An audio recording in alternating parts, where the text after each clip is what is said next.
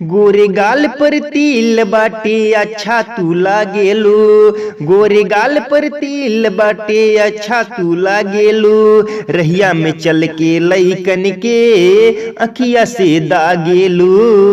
रहिया में चल के लइकन के अखिया से दागेलू।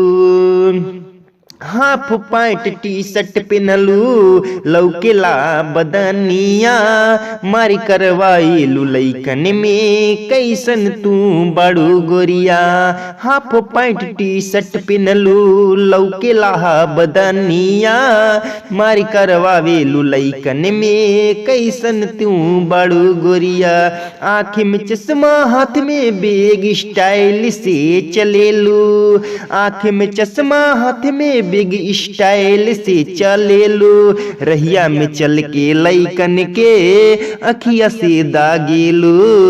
रहिया में चल के लइकन के अखिया से दागेलू। ले ल तू गुलाब के फूल बोल द आई लव यू। ओठे बाटे रस से भरल लागेलू जैसे घिऊ। ले ल तू गुलाब के फूल बोल द आई लव यू। होठे बाटे रस से भरल लागे जैसे घिऊ।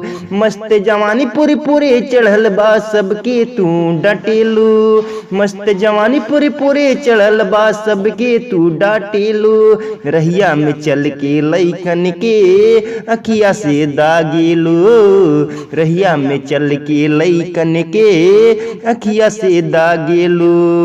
गोरे गाल पर तिल बाटे अच्छा तू लागेलू। गोरे गाल पर तिल बाटे अच्छा तू लागेलू। रहिया में चल के लइकन के अखिया से दागेलू। रहिया में चल के लइकन के अखिया से दागेलू।